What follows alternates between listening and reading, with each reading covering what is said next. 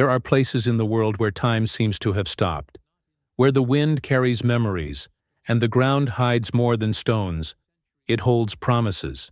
That's how it is Shiloh, a seemingly insignificant dot on the map of the West Bank, but which was once the spiritual center of an entire nation. It was there, long before Jerusalem became sacred, that the people of Israel erected the first tabernacle, a sanctuary set up with heavenly instructions, and where for almost 4 centuries the presence of God rested among men. Anyone who passes by today sees only hills and ruins, but spiritual eyes can see something much greater, a history that still pulses beneath the ground. For a long time, Shiloh was mentioned only in sacred texts, as a distant memory. Many called it a legend, others a symbol. But in 2017, a team led by Christian archaeologist Dr. Scott Stripling decided to go beyond faith and seek concrete evidence.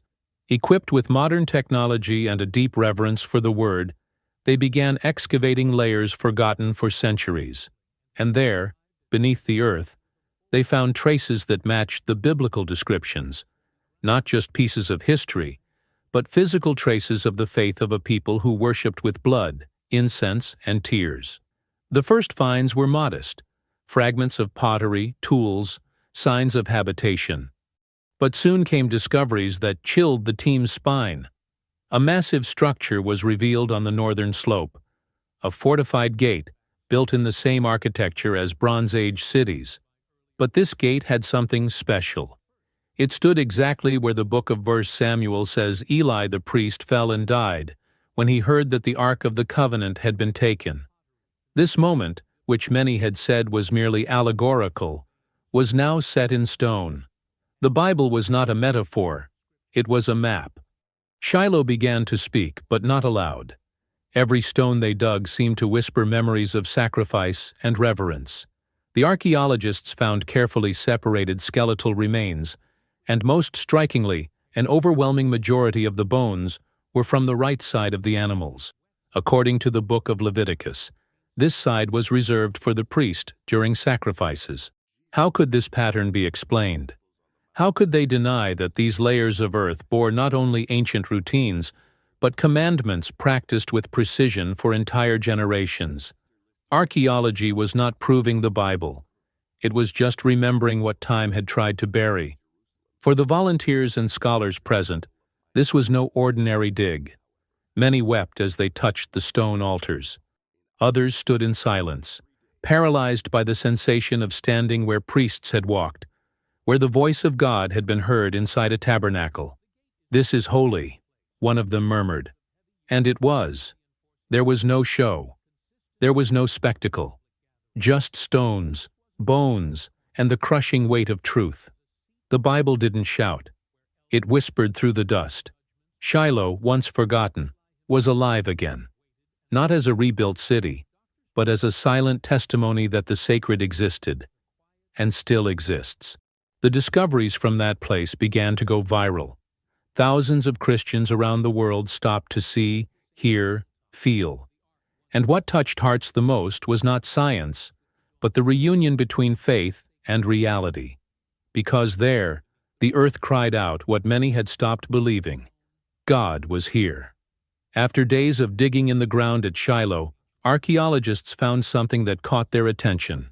It was a large stone platform, straight and level, as if it had been made with great care. The most curious thing was its size and shape. They matched exactly the dimensions of the tabernacle described in the Bible, in Exodus. It was no coincidence. The platform faced east to west, just as God had commanded the place of worship to be built.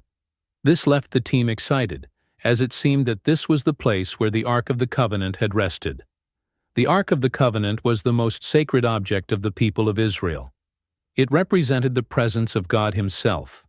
Only the high priest could enter the most reserved part of the tent once a year to speak with the Lord. The Bible calls this part the Holy of Holies.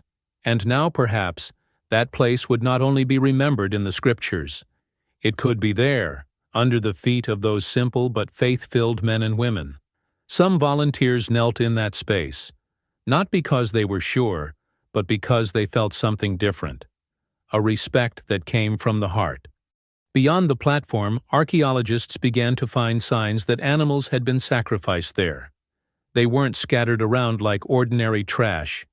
They were all together, neatly organized. There were thousands of bones, and when they looked more closely, they discovered something no one expected.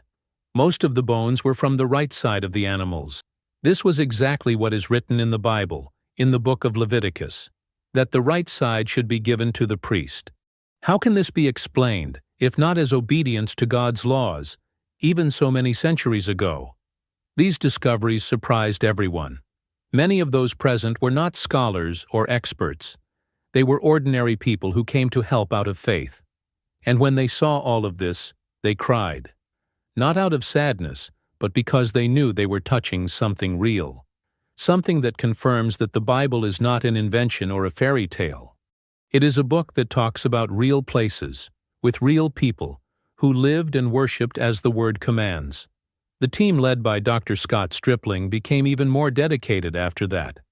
They knew they were not just collecting stones and bones. They were bringing to light a piece of God's story with His people. Many who had doubted began to see things with new eyes. It was hard to deny what was before them.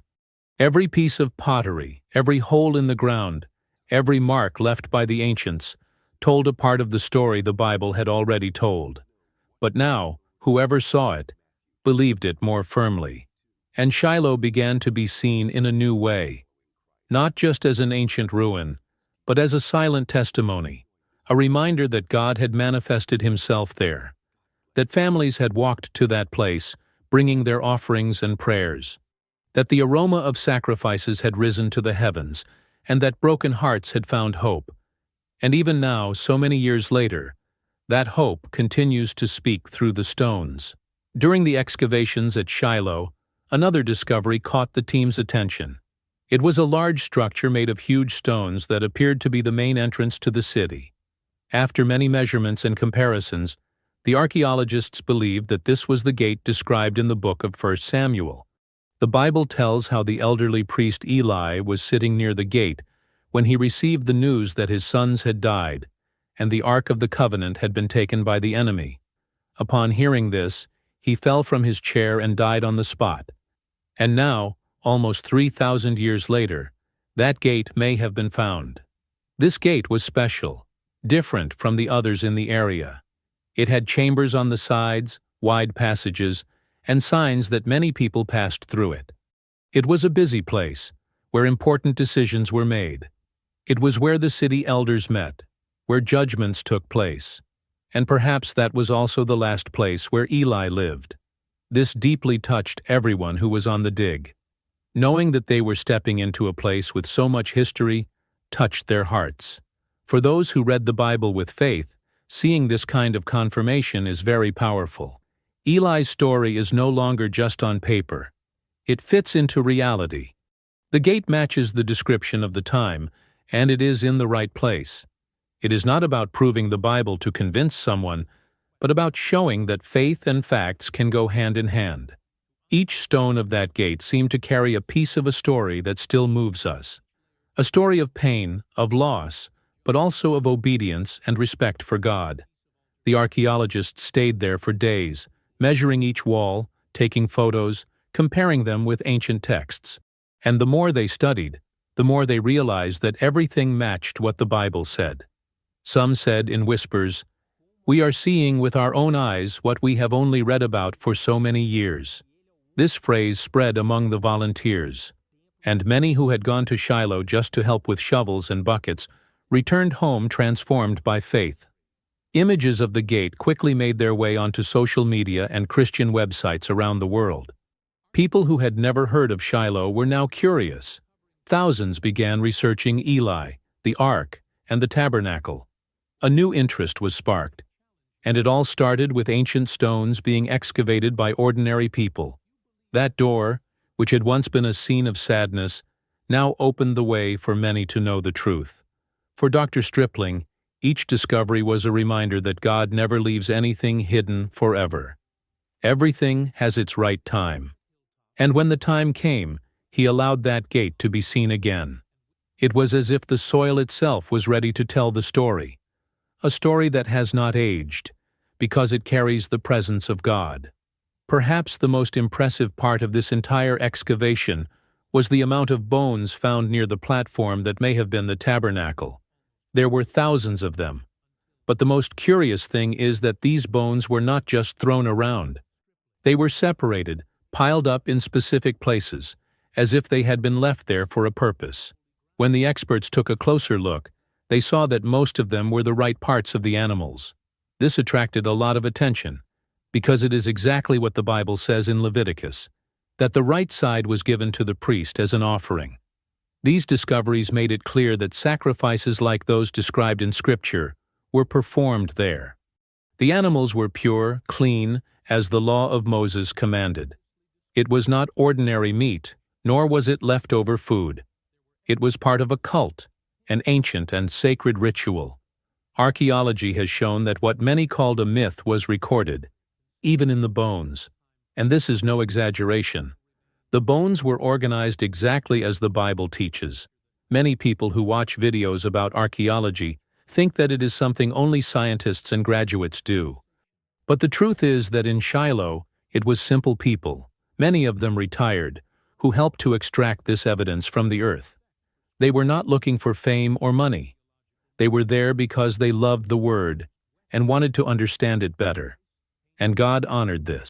He showed that those who seek sincerely end up finding, sometimes even more than they expected. Amidst the dust, a broken piece of pottery may seem worthless. But to those who are there, each such object is a piece of a giant puzzle. A stone altar, a bead from a necklace, a piece of tent.